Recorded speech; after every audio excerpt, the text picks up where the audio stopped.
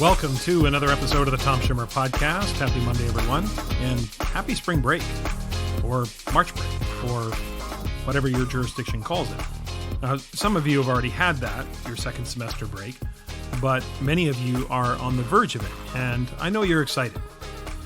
It's warmer, sun is going down a little bit later, feeling like it's starting to look like spring out there, at least for us in the Northern Hemisphere. For those listeners in the Southern Hemisphere, we know you're headed into fall.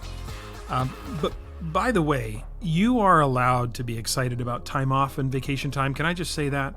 These people in society, especially on social media, and especially within the profession, this shaming of teachers because they're excited about a break is ridiculous. Okay, people saying like, well, don't let your students see how happy you are, or how will that make them feel if you're so excited to be away from them?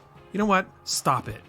Okay, when I was in school, the teachers, like on the last day before, and I'm going to sound like the old man yelling at the clouds here, telling kids to get off my lawn, but back in my day, okay, when I was in school, the teachers almost ran us over as we were leaving the school on the last day before spring break. They were so excited to get out of there. And you know what?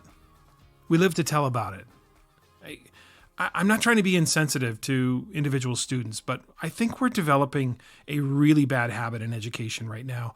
And what we're doing is we're projecting things onto students that may or may not even be there. I understand that. And a lot of times it's just performative. It's just throwing something on social media to just show everyone else how insightful you are about the three-dimensional chess that you're playing while the rest of us are excited about our spring break. I understand that the disconnection from school may be problematic for students, and I really am empathetic to that. And I do know we have to find ways to help support those students and deal with those acute situations. But you should never feel guilty about wanting a break or from having some time off to spend with your family. So enough with the teacher shaming, especially on social media and especially from within the profession. Okay, take your superiority complexes and go pound sand.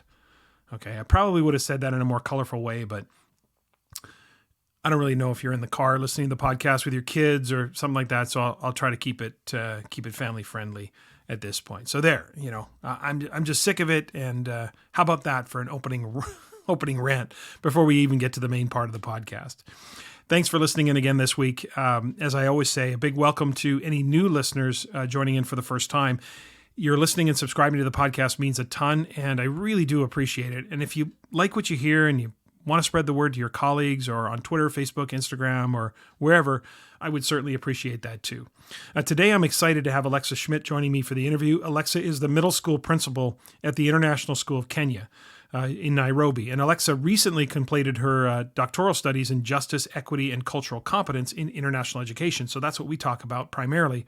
But we also talk about international education in general. In Assessment Corner this week, my focus is going to be on the normative grading tendencies that can kind of linger within our grading practices and be problematic and really serve as a distraction to our efforts to implement sound and accurate grading practices. So that's today's plan. Let's get to it.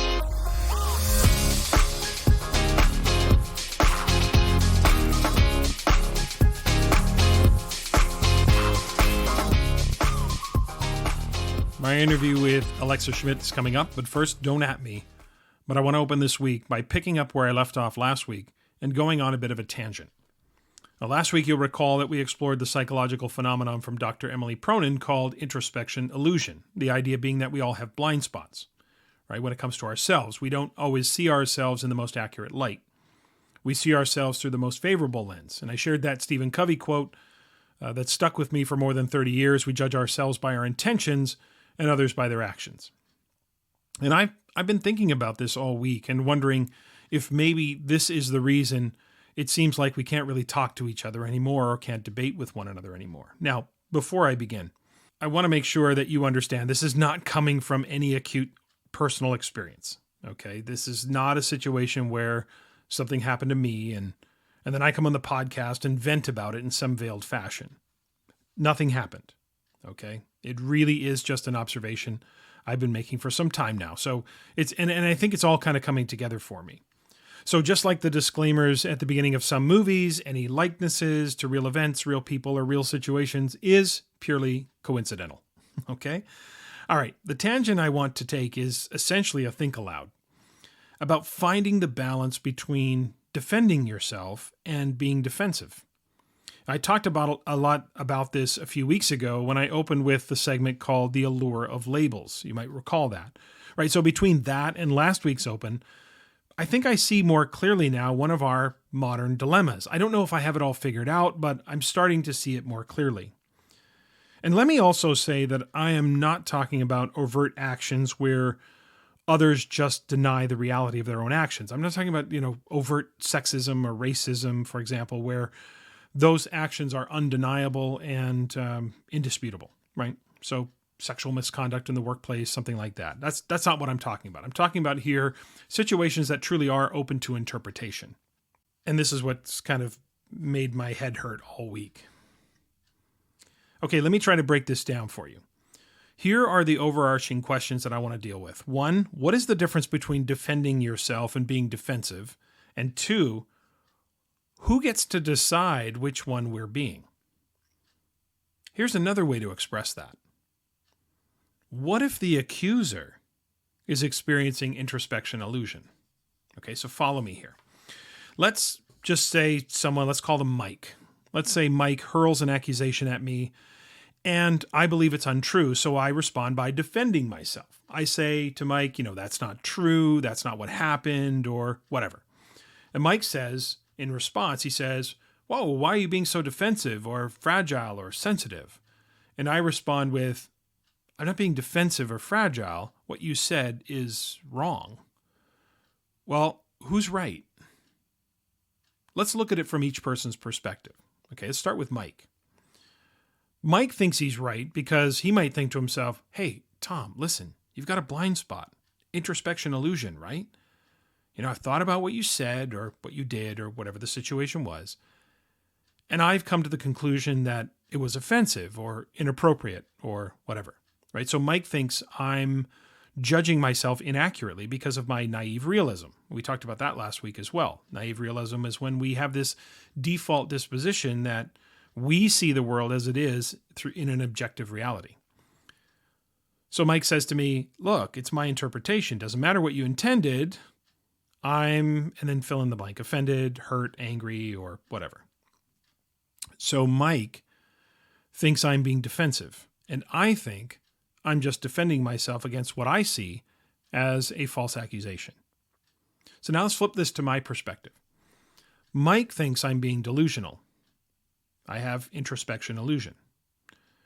Except Mike doesn't have access to my thoughts.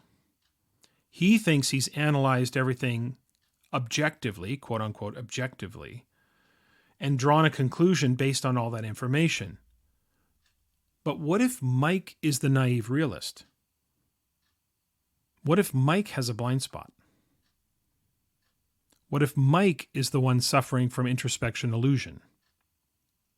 Then what?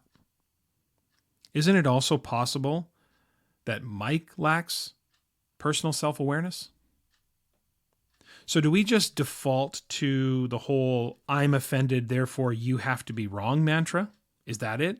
Well, that can't be right, can it? I mean, there is that quote made famous by comedian Ricky Gervais, just because you're offended doesn't mean you're right.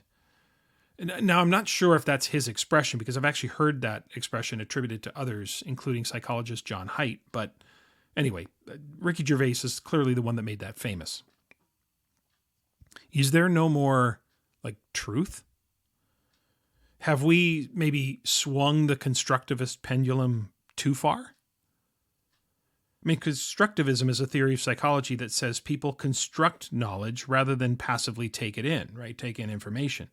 As people experience the world and reflect upon those experiences, they build their own representations and incorporate new information into their pre-existing knowledge.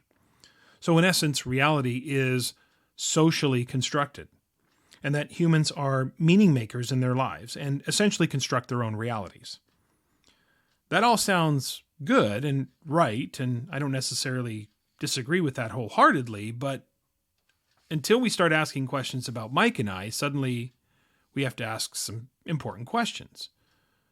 So if that's all true, that reality is socially constructed, then does that mean Mike and I are both right?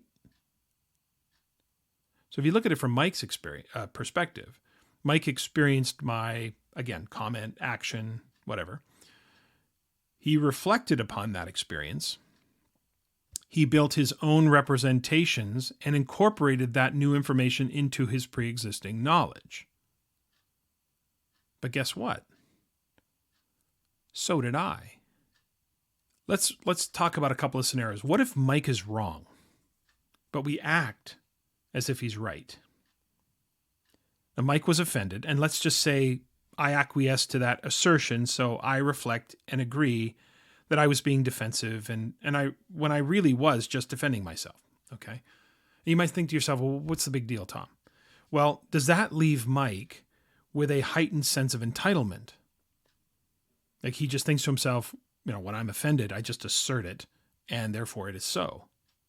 Does that leave me second-guessing my internal dialogue and my reflection? I know I wasn't being offensive, and yet I gave way to the accusation, so maybe I start to second-guess myself and my actions, right? Does that cause me to become hesitant or to withdraw from any of these kinds of situations altogether? Now let's reverse this. What if Mike is right? I was being offensive, but in the end we act as if he was wrong. Does that leave Mike feeling unheard and dismissed? Does he hesitate to speak up next time because he's lost some trust in his internal conversation and his constructed reality? Do I emerge with a strengthened sort of social armor and sense of entitlement where there might be less or even no accountability for my actions? Now, what makes this scenario even more complicated would be if Mike and I were of different races, or if instead of Mike, it was Michelle. I feel like this is a bigger issue than some might be seeing. If reality is truly socially constructed, then who gets to socially construct it? Well, in reality, it's probably not me, okay? Because I'm a white, 53-year-old heterosexual male. So I'm pretty low on the list these days of who gets to socially construct reality. But is that right? Does my identity dictate the degree to which I'm permitted by society to socially construct reality? Does that mean, given my tale of the tape, that anytime I defend myself against a false accusation, others just get to assign defensiveness to my reaction without an actual reality check? At the same time, does that mean, given my tale of the tape, that I can just dismiss your claims as a projection of characteristics I know internally are wrong without an actual reality check? You might be right, but there's no reality check there. And if reality is socially constructed, what even is a reality check? And we'd have to ask, whose reality? Surely it's not a competition to claim offense first. Or is it? As I talked about again in the allure of labels, maybe that's the reality that we've socially constructed. Like through social media and other human interactions and interpretations, do we just default to the offended party? Well, again, I'm not talking about historical atrocities here. Okay, so we're not talking about those sort of big ticket items, if you will. But if we just default to what's socially constructed, then chances are that social construction is going to come from the majority. So if we look at this from a macro perspective, one sort of might ask the question, where does the construction of societal realities end, and where does groupthink begin? Economist Timur Kuran developed the concept he called preference falsification. So when you have this majority socially constructed reality, you may be witnessing preference falsification. Okay, and as Rob Henderson in Psychology Today defined, preference falsification means to express a belief you don't actually hold in order to fit into a social group. It can be uncomfortable to disagree with others, especially with those who you consider to be coalitional or political allies. So the majority is possible. The majority doesn't actually believe something, but they agree with it simply because it's just easier not to disagree. So then we would ask, is the social construction or the societal construction that's driven by the majority always correct? I don't know that it is. Now, I don't really have an answer for this. These are sort of my wonderings. This really is a think aloud. And this is sort of what keeps me up at night. And, well, truthfully, I fall asleep instantly. So it's what wakes me up in the morning earlier than desired, right? So I know. TMI. We don't need to know your sleep patterns, Tom. For me, it comes down to this question, for which I really don't have an answer. And if you have an answer for this, then maybe in this situation, I want you to at me, okay? Go ahead, at me. But here's the question. How do we reconcile, on the one hand, that we are meaning makers in our own lives and essentially construct our own realities while simultaneously being inflicted with introspection illusions where we have blind spots about our true selves and our self-constructed realities? I'll ask it one more time. How do we reconcile, on the one hand, that we are meaning makers in our own lives and essentially construct our own realities while simultaneously being inflicted with introspection illusions where we have blind spots about our true selves and our self-constructed realities? Joining me today for the interview is Alexa Schmid. Alexa is the middle school principal at the International School of Kenya in Nairobi. Now, I actually met Alexa at the American Embassy School in New Delhi, India, where she was the assistant principal in the middle school. And Alexa made a great first impression on me, that's for sure, because during my early visits to the school, I noticed how actively involved Alexa was in so many of the assessment coaching meetings that I was conducting. No matter what middle school team I was meeting with, Alexa was there, she was taking notes. And that told me two things right away. One, Alexa is a lifelong learner. Now, I know that expression is often used as a cliche, but with Alexa, it's very true. And two, she's a leader. She's a leader by example, and she is an instructional leader and cares very deeply about teaching and learning. Alexa recently completed her doctoral dissertation in justice, equity, and cultural competence. And so that's primarily why Alexa is here. But it's also a chance for me to get caught up with a friend. I've been to Nairobi 2 times, and each time there was always pizza night at the Schmid household, which was always great. And now, Alexa, that's happened twice, it is locked into the calendar upon any future returns to Nairobi. So, Alexa, I want to welcome you to the Tom Schimmer podcast. Thanks, Tom. Thanks for having me. And I definitely look forward to our next pizza in Nairobi together. That's right. It's always a good chance to get caught up with you and Stuart and the girls. And I look forward to it now. Our last pizza party was February of 2020. And of course, as we were just chatting before hitting record, we had no idea what was in front of us. I mean, we knew COVID was out there, but we had no idea how serious things were about to get for the rest of 2020. So just an interesting year it has been. And I want to pick up on that as we start and start with COVID. I'm hoping you can maybe give us some perspective on COVID and walk us through what the last year has looked like, not just at ISK, but in Kenya in general. Kind of what has this last year looked like for the school, and what has been and was and now is the situation with COVID in Kenya? Yeah, so shortly after you came here last February, it was only a couple weeks later, and we did start to realize we needed to have our plans in place. And luckily, we're a school that has really good plans in place for, different kinds of emergency situations. So I think it was March 13th was a Friday before our spring break. And I think that was the first day there was a case in Kenya officially. And at that point, I think the president had gotten on the airwaves and said all schools in Kenya will be shut down. And there was curfews put in place, mask mandates, and so on.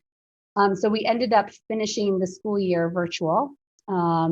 And didn't do any special extension of the year. Different schools took different options. Unfortunately, many of us were unable to fly home at that time because there were the airports had been closed in Kenya, and so my family, we stayed in Kenya over the summer. But actually, it's a really lovely place to be, and it actually did help with my dissertation work. So there were some benefits for us to be able to hunker down comfortably and safely as a family. We postponed the start of our school year, just not sure about both the airports opening as well as what the situation would be with what the government would allow for schools. The president continued to hold that students shouldn't be in school. He, at that time, had said until January. So we re-entered a school year in distance learning. We kind of rebranded, did some professional learning as a faculty. Really great professional learning to kind of help us with our approach. How do we take our values and philosophy and beliefs around teaching and learning and apply them in this kind of context? We were lucky that in October, we brought our 5th, 8th, 11th, and 12th graders back on campus. But that was just by, again, the government of Kenya, what they allowed. And January, we welcomed everyone back on campus. We've had a few stragglers here and there, but right now we're at, I don't know how many weeks it is, maybe 8 weeks or so that we've been with everyone back on campus, which has been really lovely. Yeah. And you're in a new building at this point. Last year, listeners, when I was there, the new middle school building was under construction, and now you've moved into a new building. So that certainly must be adding to the excitement of being back on campus for everybody. Yeah, I mean, wasn't enough going on. We thought, why not move into a new building at the same time as welcoming students back on campus? No, it's actually been fantastic. This is it was a purpose-built.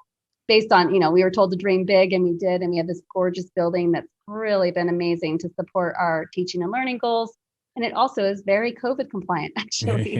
We're very lucky to be in a new building. Oh, that's fantastic. Now, as far as COVID in Kenya in general, obviously, I talked to Tim Stewart last fall, and it's always interesting for international schools because you're often getting the news from the United States or from Canada and from overseas, but you really are under the laws and the governance of the country of Kenya, of course. And so just can you highlight for us a little bit about just your experience over the last year? And of course, we're not finished with COVID. We know that, but I think a lot of people are feeling somewhat optimistic with the rollout of vaccines, et cetera. But walk us through a little bit about just how that's been for you in terms of the interface with the government, and not to comment on the government and how they've handled it, but just give us a sense of maybe some of the things that they did that you thought were very effective, or things that you think were very efficient in how they handled this situation. Yeah. So one of the things that was really helpful and powerful was that early days, the president immediately put in a curfew. It was a pretty strict curfew. I can't remember all the iterations of where, now sure. It's a little bit later, but it was earlier. I think it might have even been like 6 or 7 p.m. Wow. Curfew and until about 6 in the morning or something like that. So there was a curfew. Restaurants and bars were closed. There was, masking was required, physical distancing required. All churches and places of worship were closed, which was a really big deal, especially with funerals, weddings, and just Sunday worship for being a Christian country. Right. But so, like anywhere in the world, there's always been, commentary about underreporting, or just not testing to the capacity of what might be recommended. Right. But the president, the Minister of Health, the Minister of Education, they've regularly gotten out to communicate with the public and share updates, and really looked at this social responsibility aspect. We're really urging we need to look out for our brothers and sisters and take care of them. It's been really interesting here. One of the aspects of what we've seen in COVID here, especially at least early days, was that a lot of asymptomatic cases. And so it made it almost scarier in some ways, because you don't know how am I going to respond? Am I going to be, or am I a carrier? Am I possibly getting someone else sick? But as a family, I'll say, and as a school, we've been really lucky to create very safe environments. I mean, we feel like we can operate very safely in Nairobi. Yeah. There's definitely a lot of pockets, just like everywhere, where some of those things you get further afield might be the masking might not be as strong. Right. But yeah, I think right now it's also been summer recently. So where the rest of the world has maybe been locking down in the Northern Hemisphere, been pretty good here. I think of late, and again, I'm not always as up to date on the most recent statistics, but I think that there is starting to have a little bit of a climb again. Yeah. The very good news is that I think it was yesterday that vaccines arrived in Kenya. So that was a really, okay. we'll see how the rollout happens. But yeah, they were much behind. I think some of the embassies might have access to vaccines, but not us here. Well, hopefully you are just barely in the Southern Hemisphere. I kind of feel like it's always summer. I was there last, whenever I've been there, it always feels like summer when you're there. But yes, you're hopefully fingers crossed that things going forward, like for all of us around the world, that we can see.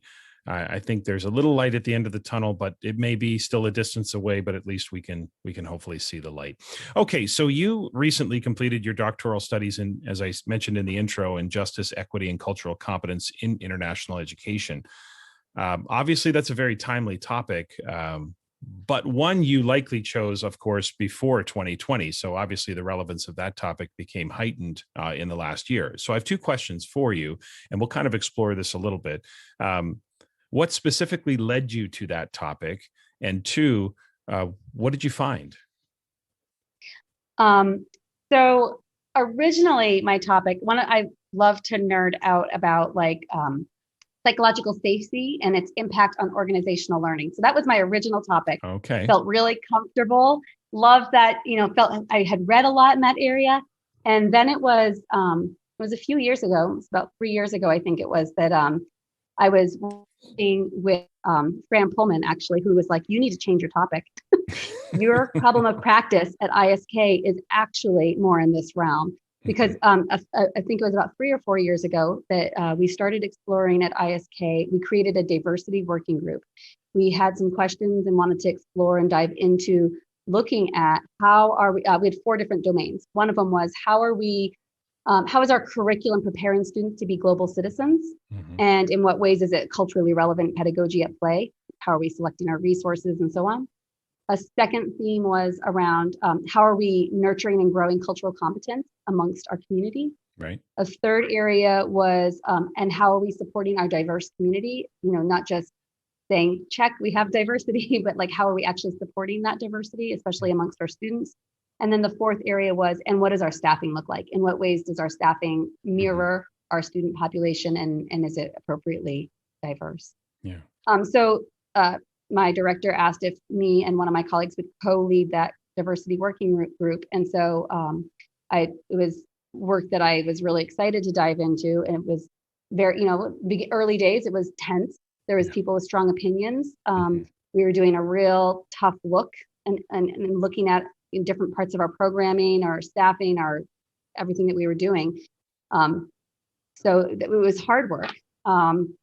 So then again, coming back to that conversation, I was consulting with Fran around psychological safety. She was like, why are you talking to me about this? You need to be talking about diversity, equity, and inclusion work. And so I did change topics. I'm really glad I did. It was a risk. If you ever, it's very humbling to go back and get your doctorate and feel like a complete novice about how to research and write academically. And in particular for me, changing my topic to this, I didn't feel like I was as well read as I should be at that point. So I really felt like I was out of my league in that area. But I did, as you do when you're doing your doctorate, you read everything you can get your hands on, and read a lot and really enjoyed it. So it's something that I've cared a lot about, both in my own personal practice, as well as it was something that I was working on, to support ISK's growth and development. And so as I was further refining my research questions and what I wanted to specifically explore during my doctoral studies, it really was working on a couple of assumptions. One is that we make a lot of assumptions about international educators. I think we often think, oh, they live internationally, they must be culturally competent. And I think the reality is I could very much keep myself in just a little bubble here. Yeah. I could very much just interact with people who look like me, speak like me, think like me, just like I could if I was in any community in the world. Right. And it takes work and it takes intention to whenever you want to break out of that kind of mold.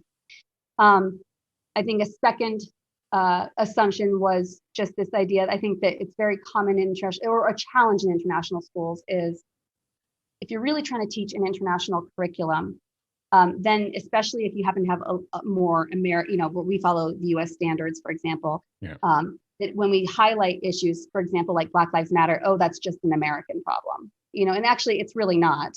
It is a global there are global trends that we're seeing in activism and happening with that. But, talking about things like race and racism is not just an American problem. Right.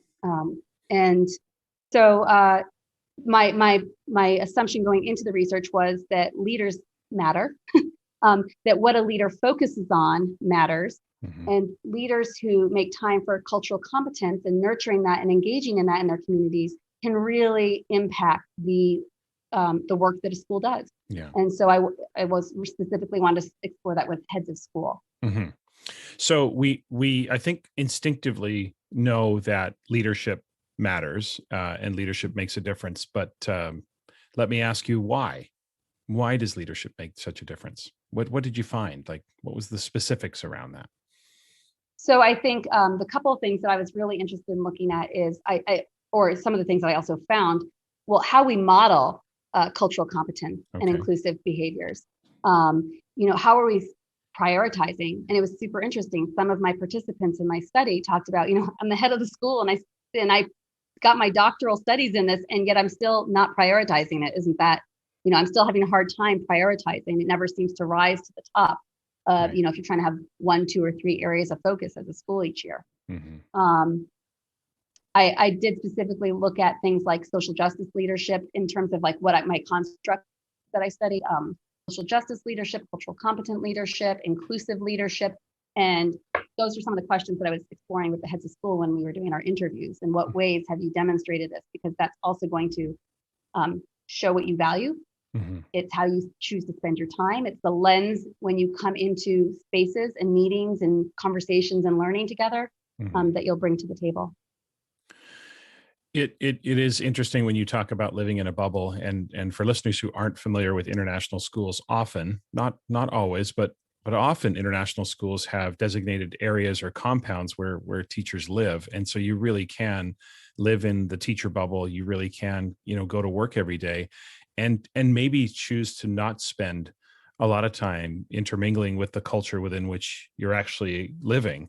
And so you really do, even when you're working overseas, in my small experience of working with schools overseas, you really do have to kind of force yourself to, obviously in certain countries, you have to be safe and you have to be wise about what you do. But at the same time, you really do have to force yourself to get out there and really experience the culture so that you get the full depth and breadth of that experience.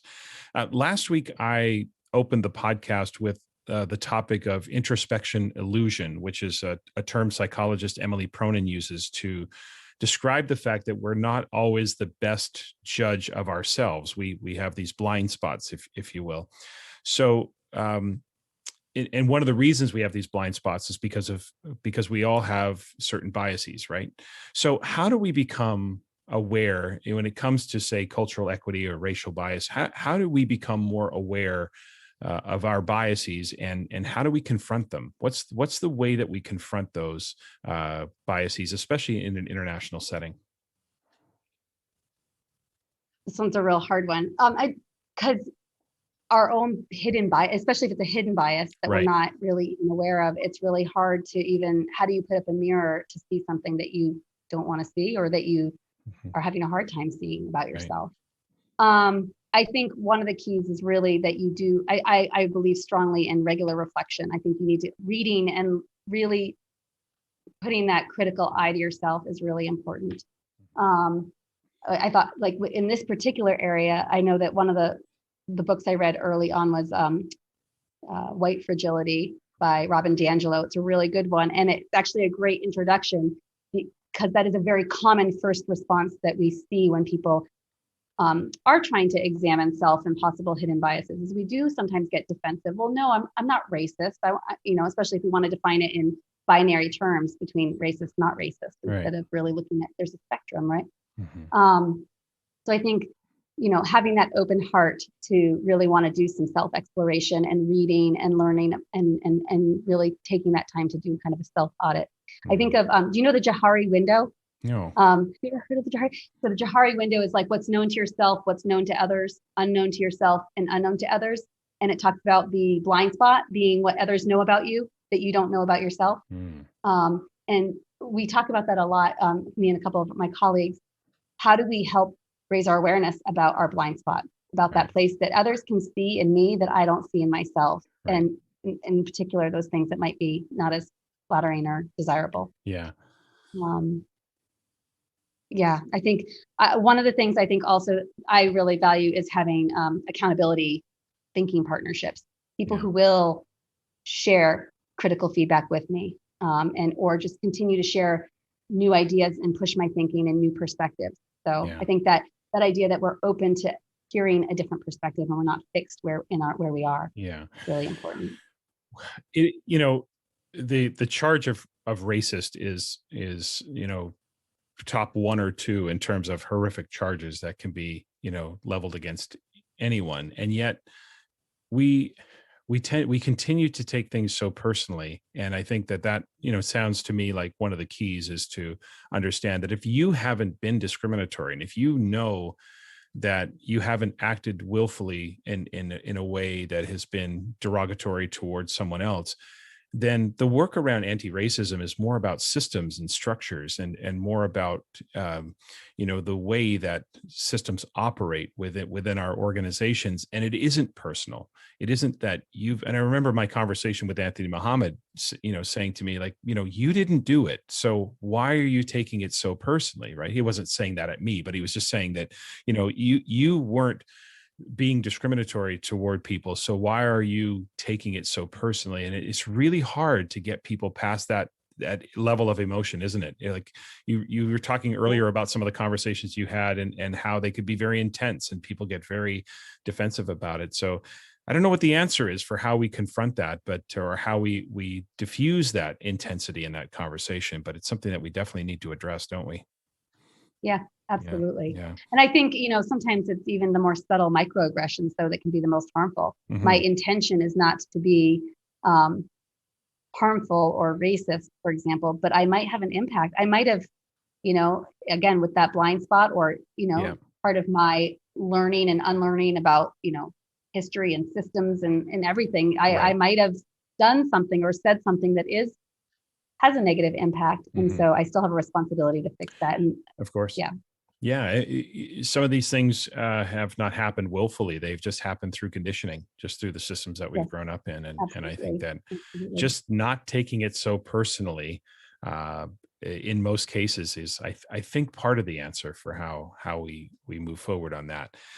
Culturally, obviously, one of the big parts of the work is culturally relevant and responsive pedagogy, and that's the cornerstone of what's necessary in terms of the transformations within the schools.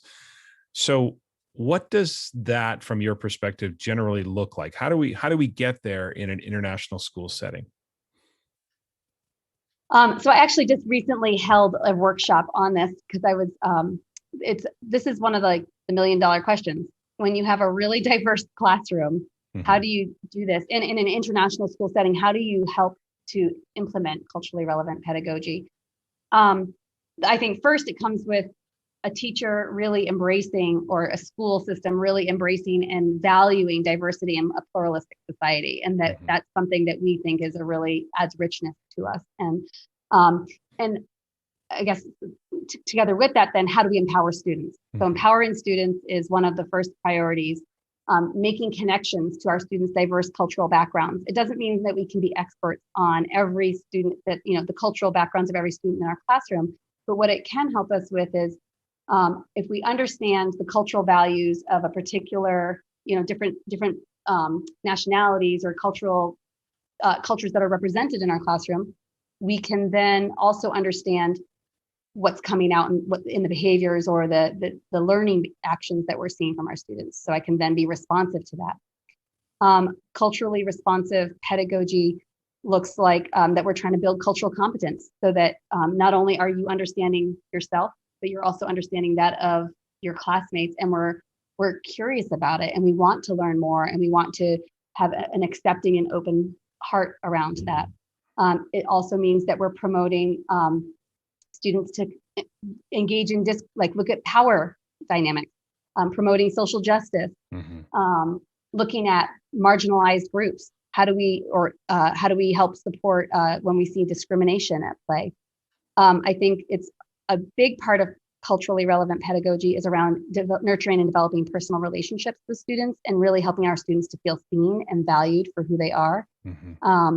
And also helping to share multiple perspectives. So as we're considering our resources, do we have biased resources? Do we have representation in our resources? Whose perspective is being told? And so those are things that we can do. It doesn't mean that I'm going to hit, if I have 15 different nationalities or, cultural backgrounds in my classroom, that I'm going to hit representation on every single student. But I'm going to be really mindful that I'm not only showing a North American white girl in all of my picture books or my story problems for math or otherwise. Right. It also means that maybe I'll consider, okay, I'm in my science class, I'm going to look at using local data in our host country context. Or maybe it means in my math class, when I share, we're working on fractions, I might share a social justice problem that's relevant in some other random part of the world that maybe I know that some of my students connect with if I have a large population from that area. One of the things that we've really focused on in our middle school here, I can speak about my realm of influence and how we've tried to start looking at that. A couple things. One is we've done a major overhaul of our humanities program in the last couple of years. And actually that's been really exciting. A lot of work, but really exciting, where we blend social studies and English language arts together. And it's really an integrated, blended approach, looking at helping to support students develop a conceptual understanding amongst different themes. And instead of focusing on World War II and World War I and all, different historical specifics, we're looking at making connections. So an example, the 8th grade in Q2 did the transatlantic slaves trade. So they looked at racism over time. They made parallels to today and Black Lives Matter. And then as the students were doing a project, not focusing on the product of that project, but it was actually doing research in, they were funneled into an area, a focus area for the project, but they had choice embedded within that. What are you curious to learn more about? And making those connections from history to today, and kind of taking that social justice approach with it as well. Another thing that we've done, so there's a couple things that have kind of collided this year that have been really exciting to see. Also, our kids feeling truly empowered, both to feel like they can be themselves and advocate for themselves, but also raising their awareness for themselves and others. We also implemented a social justice advisory program this year. So we have our advisory program. It has multiple goals, but one day a week, we're also really trying to make sure that we have time to take a social justice approach with our students. So for example, in the first semester, we focused on race and racism. This semester, it started off with the light topic of sexism. But our kids our students are developing those lessons for their classmates. We have a social justice club, so it's really powerful.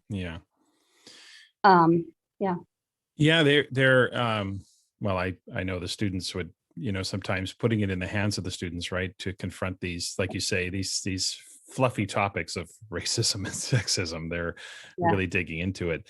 It is interesting to think about for me when I the classrooms I've been in, the schools I've been in, they are so culturally diverse that I wonder sometimes, and I want to know your perspective on this. I think sometimes we on the one hand need to be actively creating and curating resources that are culturally diverse and different perspectives. But as you say, we can't know and be an expert on the background of every student. So is there also a place for that opportunity for students to make meaning and recognize that this may be culturally different? Not that we do what we can to create cultural diversity within resources and experiences and all of that, but is there the opportunity for us to say, okay, let's help us understand from your perspective how you see this particular issue, and allow students to make meaning through their own cultural lens, which obviously builds the cultural capacity within the classroom, helps the teacher understand different cultures as well. So it sort of, rather than only coming from teacher to students and saying, I'm creating a culturally diverse learning environment, which we will do, could it come in the other direction too, where the students are helping us? And have you seen some examples of that? That's just an idea I want to throw to you and see what your thoughts are on that. Absolutely. Well, I think that's also just a huge educational philosophical thing, right? A teacher-centered classroom where the teacher is the imparter of knowledge versus a student-centered classroom where the teacher is facilitating meaningful conversations. We want our kids to be making connections. So as we're exploring whatever the topic might be, the transatlantic slave trade, which is kind of really distant in a lot of 13-year-old minds, but they can certainly make connections to today and what they're seeing, whether it's in their home country or in the last place that they lived or whatever around, like, for example, racism, Black Lives Matter. But the more that you give students voice and you, I think, as the teachers act as the facilitator and creating opportunities for rich conversation where we are working on our listening skills and our empathy skills, and also we're working on our perspective taking, I think that can be really powerful. Yeah, just that level of awareness to me seems to already create a different kind of context, creating that collective awareness. Because it is, like you say, it'd be almost impossible to curate resources that would account for every culture that's represented in the school. And so speaking of that, I want to you mentioned this earlier, and I want to come back to this issue around faculty, because international schools, as you know, better than I know, present this obvious dichotomy. Okay, so the student populations are incredibly diverse. I mean, I think about many of the schools I've worked with have somewhere between 60 and 100 different cultures represented in the school. Sometimes just one student, sometimes a handful, and sometimes a large student population. But we're talking 60. When you go to Cultural Day at the school, you see the diversity that exists in the school. And yet the teaching staff, outside of any local hires, which many schools will hire locals as well, but outside of any local hires, the teaching staff, the teachers, the principals, the heads of school, not very diverse. And so is that one of the biggest challenges that international schools face as far as staffing is concerned? And how do we authentically address that situation in schools? How do we start changing the diversity amongst the faculty? So it's interesting because right before I was about a month or so before I was going to defend my dissertation, there were a couple articles that came out from teachers of color in the international world who kind of put some charges out there that said, there's more of us than you think. It's and really charged international schools around some of the practices that maybe weren't great practices. In my research, that was something, it was interesting. That was one that some talked about as a success and some talked about as a big challenge. The ones who talked about it as a success of really trying to nurture and look at developing a diverse faculty had some really great strategies that they used. So a couple of them talked about the fact that at the beginning of the year, they do an audit of their faculty. Who do I have amongst my faculty? Looking at different kinds of dynamics and breakdowns, gender breakdowns, age, nationality, ethnic and race issues or identifiers. And then also looking at teaching skills. Who do I have? Like what are the contributions that each person brings based on our school's values and vision and direction that we're going? And then where are the gaps? So if I have X, Y, and Z teachers leaving, what are the opportunities and what are the gaps that I have? What do I need? So doing almost this, like creating a profile before even going out to do recruiting. So, okay, I have a pretty old team here in this grade level. I really could use some youth and some fresh young ideas, or, looking at different asset qualifications that might really enrich and open up perspectives and create some diversity on the team. And then going into recruitment with that in mind. I know at ISK, we've looked at where are we looking and how do we make sure that every time we are recruiting, we have a number of diverse candidates so that we're not just narrowing and chasing a single candidate, and so that we're not just having our maybe hidden biases. Our natural instinct is in life, and even as educators or administrators, I think that we have to work really hard. I think we naturally are like magnetic to people that are like us, people that look like me, speak like me, or have experiences like me. That's going to probably, we're going to be attracted to that. And so it does take work and intention to say, actually, I really want to open up to learn about someone who maybe isn't like me, comes from a different background, but maybe they could really add some richness to this place. Yeah, I think you hit the nail on the head there. It's just, again, we talked earlier about awareness and just taking a deeper dive into the diversity of and look, we're not talking about tokenism here. We're talking about, we're talking about that we can create culturally diverse faculties, and not just avoid. There's no the situation where you're recruiting less than just to make sure certain cultures are represented. You actually are enhancing the educational experience for the students because of that diversity. So I just want people to be clear that we're not talking about just checklists, but I think it's really smart to take a deep dive and say, what is the representation here in our school, and do we represent even to some degree our student population? Because I'm sure the students see it. Have students ever, in your conversation, I know I'm throwing you a curveball here, but has that ever come up with students where in all of the conversations you've had in the school about cultural diversity amongst the students, have they ever said, but our teachers aren't very diverse? Has that ever come up in conversation? Yeah. It has. Definitely. Okay. All right. Yeah.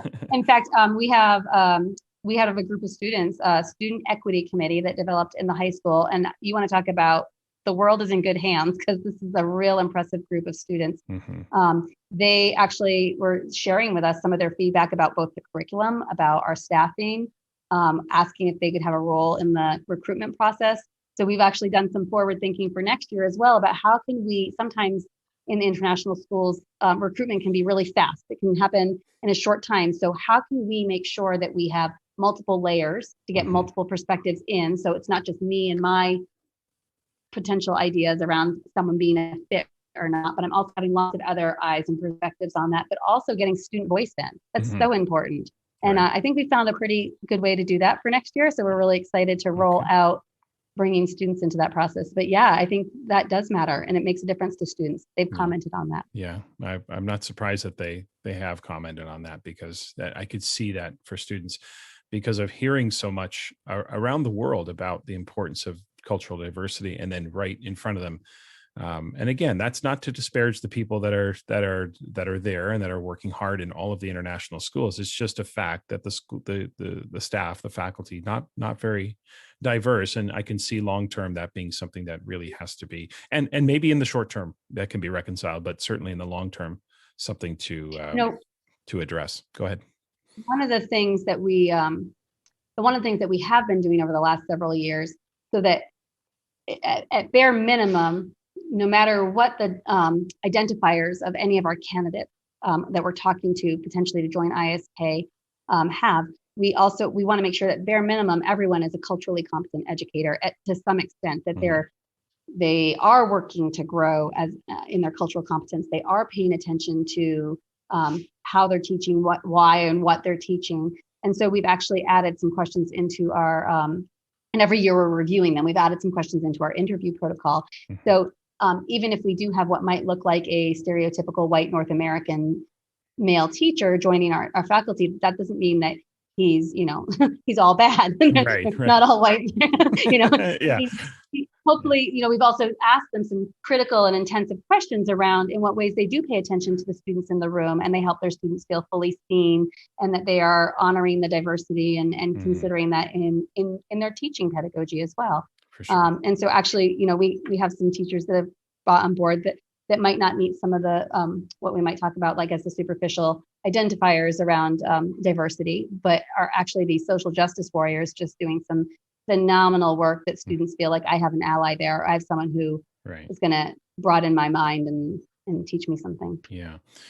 It's such a simple strategy to ask the question, right, in the interview. A parallel to that, I often when I work with schools, people say, well, Tom, when we develop these assessment policies, how do we make sure that new faculty coming in will ask the question, ask them about their assessment practices, ask them about how they grade, ask them about how they give feedback.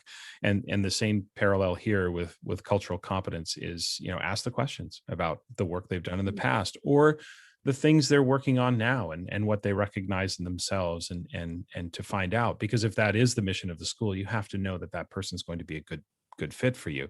And I want to pivot to this thoughts around, or this idea of attrition and faculty in international schools, because a fairly ubiquitous issue that international schools deal with is attrition. It seems like every school that I work with is always dealing with a a pretty significant number of teacher turnover in the school. It's not always a massive number, but it's enough to notice, and it's enough to have to account for.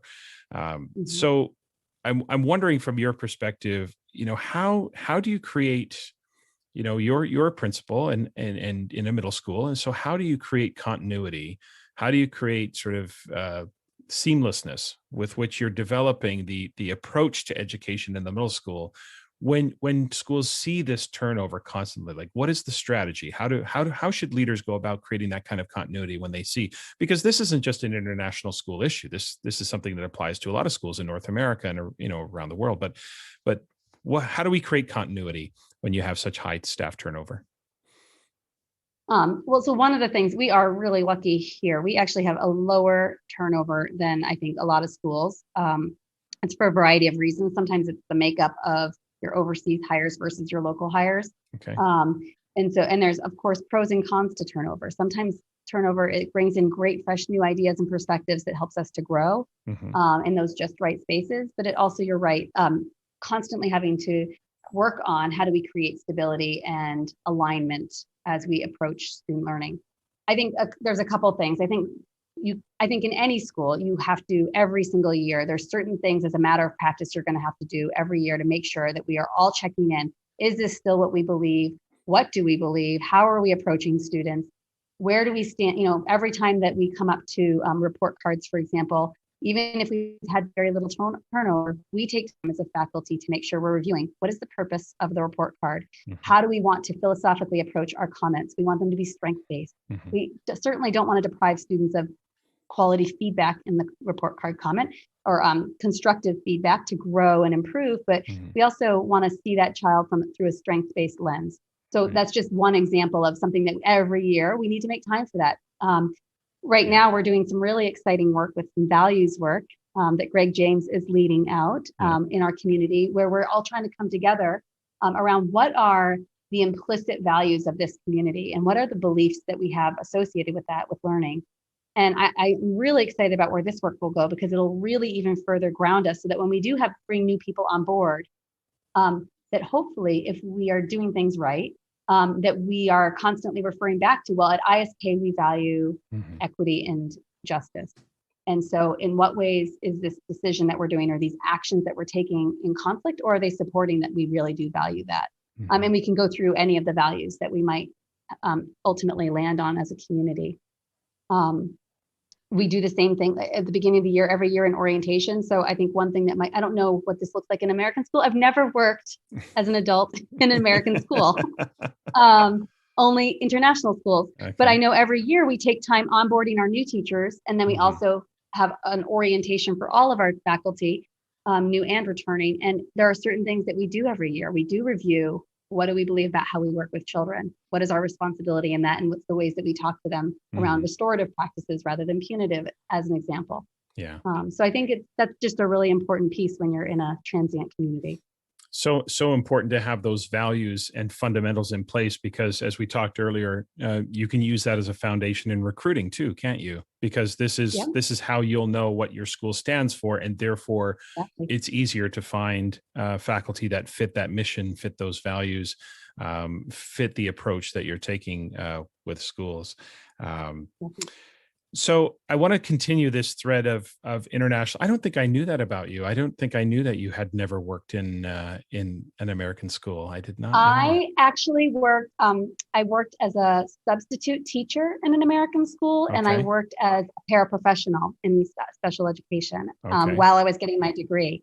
My mom was a career educator in public schools in the United States, but I never had a teaching job in the U.S. And so, where was the first post? Where did you go to first? My first teaching post was Egypt. Egypt, that's what I thought. Okay, I knew you'd worked in Egypt. I didn't realize that was your first. So Egypt, and then India, and now in Kenya. And now Kenya. Okay. So that's been over the last 18 years. Yeah. Wow. I'm not surprised just listeners, just for your information, I'm not surprised that ISK doesn't have very high turnover. First of all, Kenya is an incredible country. It's just the 2 times I've been there, it's just blown me away in terms of just loved everything about it. And two, ISK is an incredible campus. It's an absolutely gorgeous campus. I don't think I'd leave either if I had a chance to work there.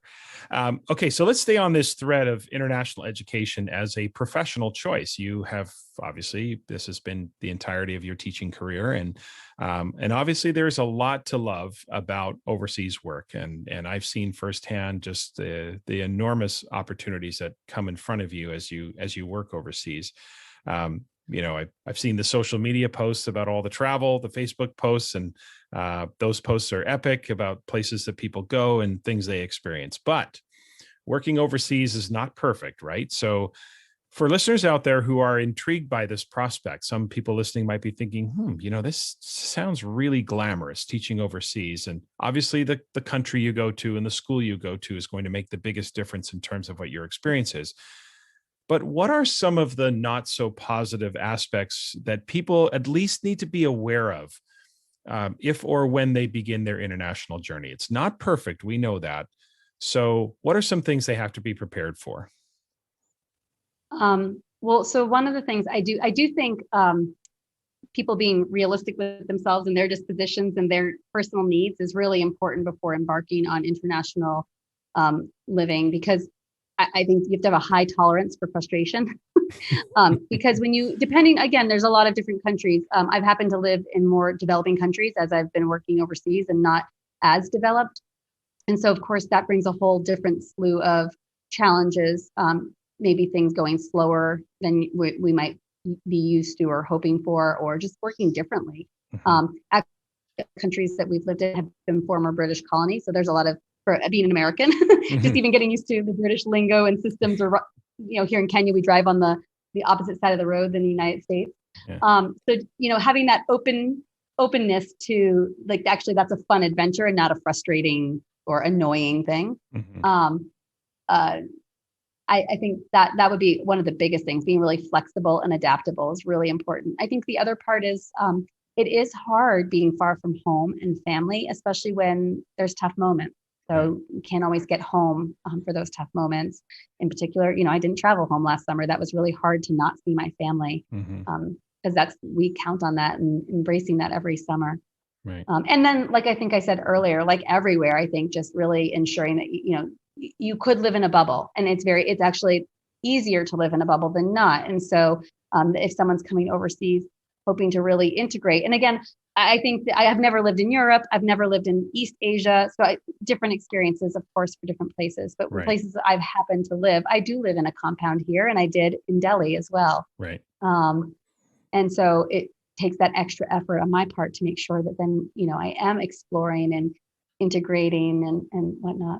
Yeah, I think that's an important aspect. You see people, you're not just working overseas, you're raising your family overseas. And that has an impact on grandparents. It has an impact on your kids. And in many ways, a very positive impact on the kids that grow up overseas. But there's also that detachment from their own country, what they call third culture kids, right? Who are American citizens who've rarely spent much time in the United States or Canada or any country like that. So there are some definite tough parts that you see, and having to be, eyes wide open and be prepared for that. Yep.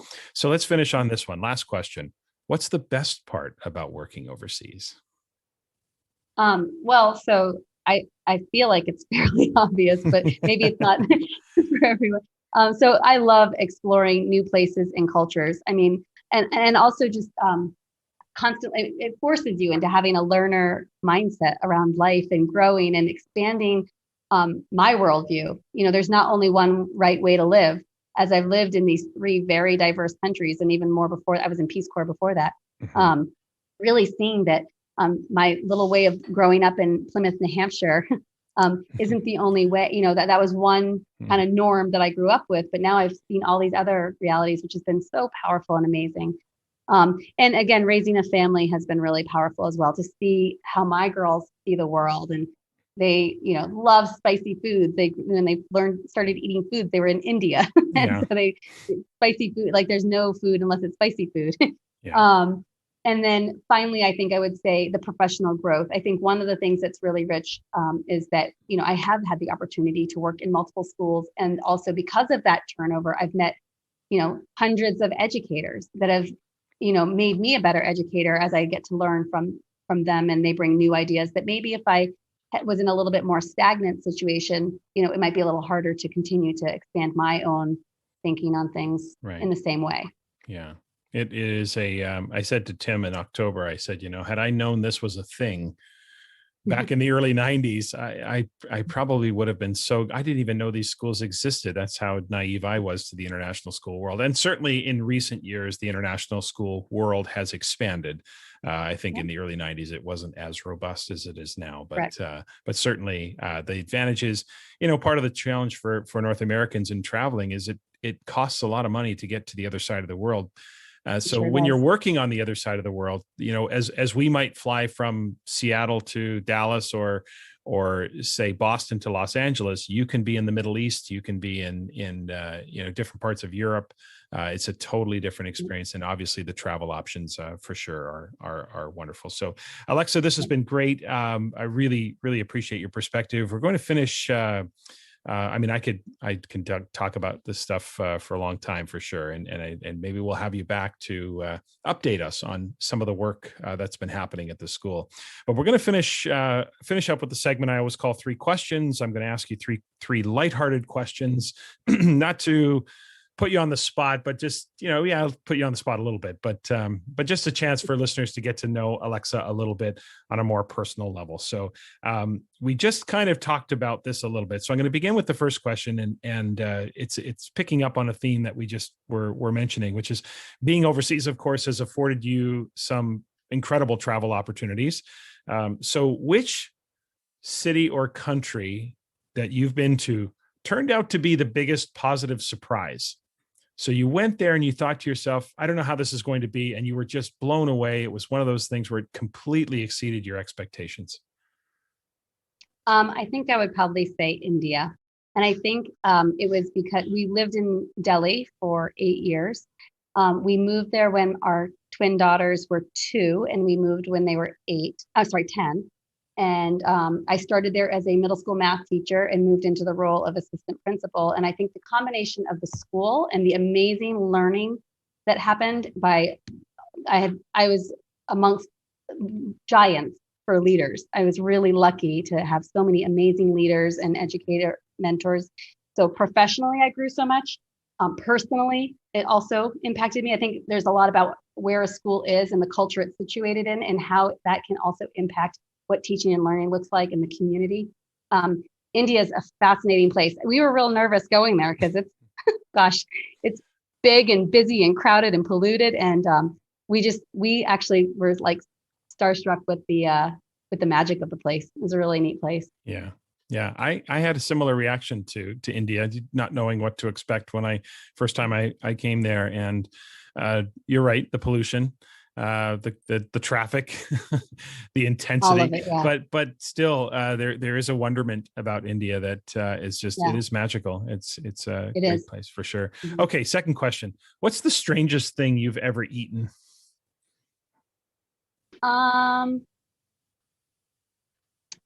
When I was in Peace Corps, you just do a lot of weird things, I think, when you're in Peace Corps. Do and eat a lot of weird things.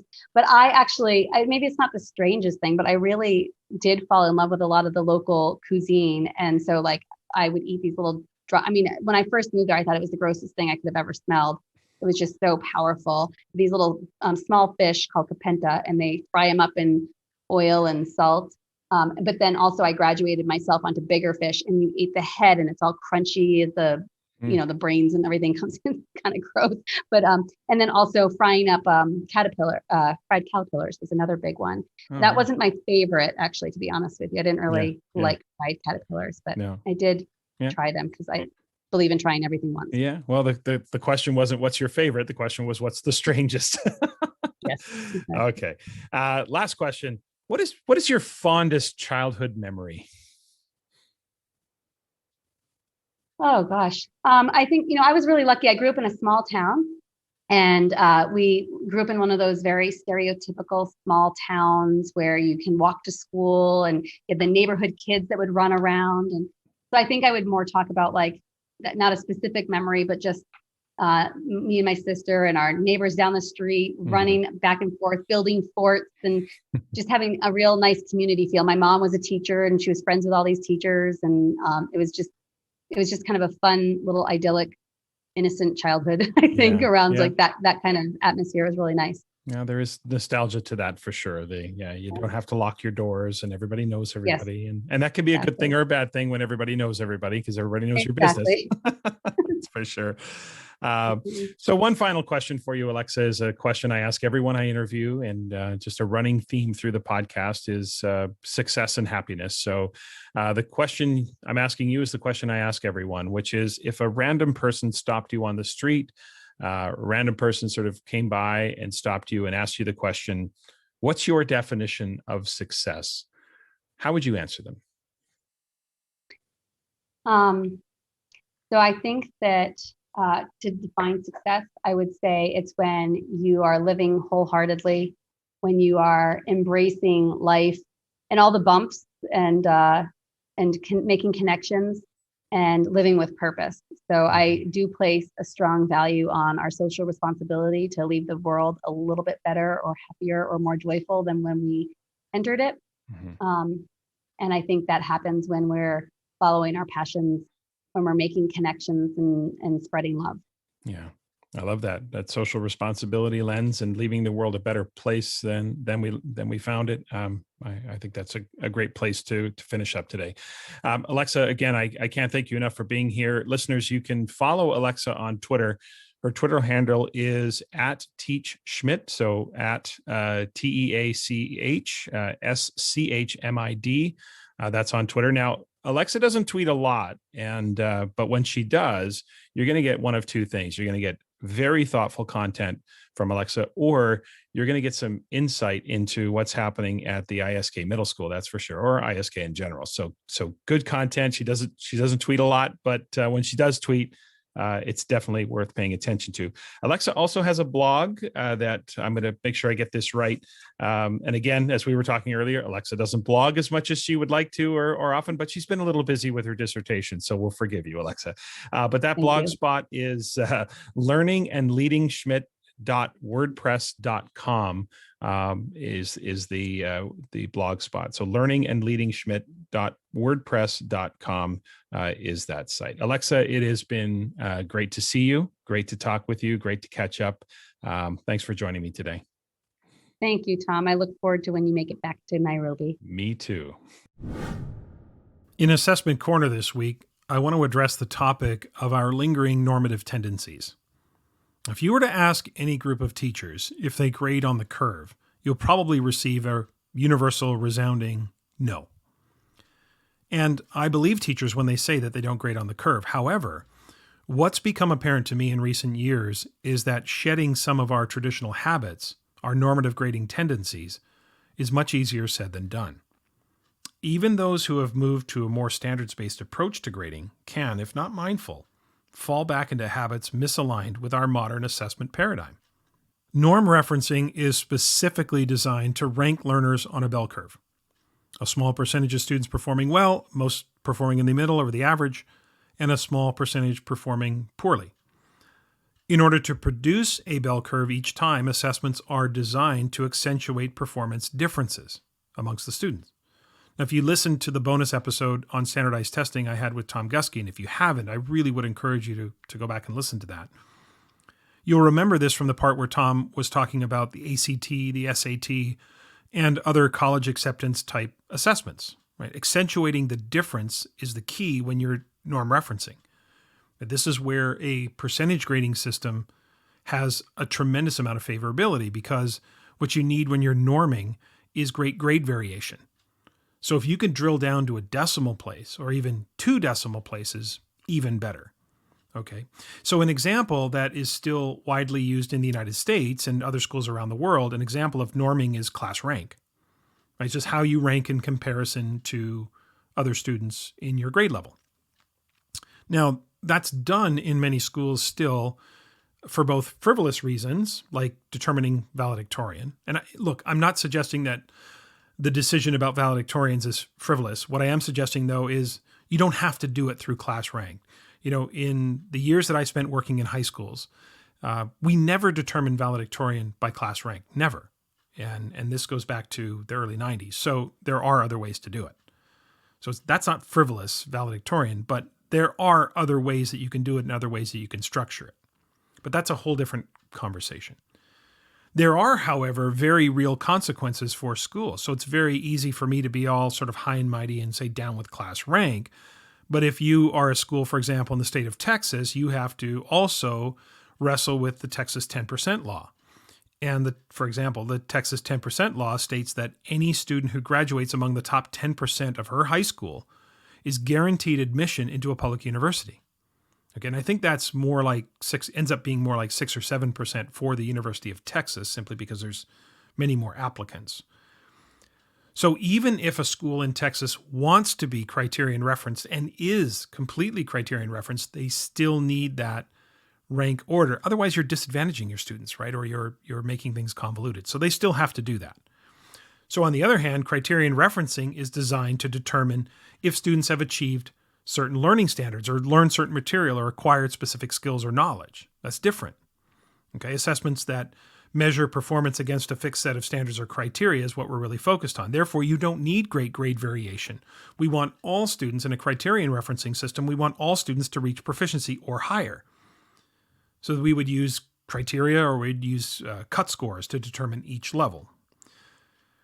The crux of it is this criterion referencing system is the crux of what we do in classrooms, right? Now, the standards movement of the 1990s brought about a shift, at least a shift in theory, away from norm-referenced assessments where students were compared to one another to determine performance levels to a criterion-referenced approach. Now, few teachers, if any, consciously take a normative approach to grading, but the remnants still linger. And that's the part I want to talk about, which is why it's so critical that we be hyper aware of our normative tendencies that can influence how we judge student performance. And there are three main ways I think this occurs or most often happens. And I'm not saying this is prominent in your school or across a lot of schools, but it does creep into some of our practices sometimes. And here are the three. The first is leaving room. The second is restricting access. And the third is curving backwards. Okay? So those are the three. Let's start with leaving room. Now, if we're not careful, the order in which we assess student performance can often influence and determine certain applicable levels. Think of it like a Olympic figure skating judge or gymnastics, where in either of those sports, performing early in the competition can be a disadvantage, as judges often leave room in order to score athletes to perform later on, in case someone later on performs a little bit better than one of the earlier athletes. The judges have some space in order to sort and rank the athletes. Giving away too much too soon can make the judge's job more challenging, since the role of the Olympic judge is actually to rank the athletes to award medals. Now, that's not the goal of classroom assessment. So if we were to take the same approach, intentionally keeping scores tamped down to leave room for later demonstrations, we've completely lost the plot. Because the order in which teachers assess student performance is often random. Like when teachers bring assignments home or go through things, they do it in kind of a random order. So it's imperative that we not let this randomness play a role in influencing our decisions. Olympic judging is inherently normative. Classroom assessment shouldn't be. Students should be judged on the quality of the work as it's compared to the established performance criteria, period. The fact that performance was one of the first or the last to be assessed, or how it compares to others, really should be irrelevant when determining quality. Okay, so that's leaving room. The second one is restricting access. Okay, restricting access to certain levels of performance is another normative habit that can influence a teacher's decision. Again, I don't believe this is consciously done, and I don't know if it's widespread, but it's something I want you to look for. Okay, it's a habit that's been so embedded in our collective assessment mindset that it is really difficult to shake in some places. We've been conditioned and continue to perpetuate this erroneous thought that too many high achievers means there's a problem. It means, grade inflation, or it's not rigorous enough, etc. Like all this talk in society about grade inflation for me is often the fact that society's using a normative mindset to examine criterion referenced results. And I think that's where the problem sometimes comes in. The bell curve is about random distribution. Okay, let's make sure we're clear on that. That if I were to walk onto the street and stop 100 people and measure their height, I would get a bell curve distribution of results. I'd have some tall people, some very short people, and most people somewhere in the middle. Okay, the bell curve kind of balloons in the middle. This mindset completely ignores the fact that teaching is neither random or haphazard. Everything we do in teaching is intentional. So why in the world would we expect, with that level of intentionality, still expect a bell curve distribution of results? It doesn't make any sense, especially in a criterion referencing system, right? So this idea of having too many A's or too many 4s or too many exemplaries, like that, it's just a completely, as I said, erroneous thought. So imagine this scenario where 2/3 of your class actually achieve at the highest level. Call it a 4, call it exemplary, call it whatever you want, okay? They achieve at that high level of performance, and therefore they have all earned an A or a 4, an exemplary for the semester of the grading period. The question is, would you share that publicly with your colleagues? Well, yes, some of you would. You wouldn't care. But there are many who wouldn't. And they wouldn't because they're fearful of the predictable criticism that would likely be sent their way, that the class was too easy, wasn't rigorous enough, or it was dumbed down.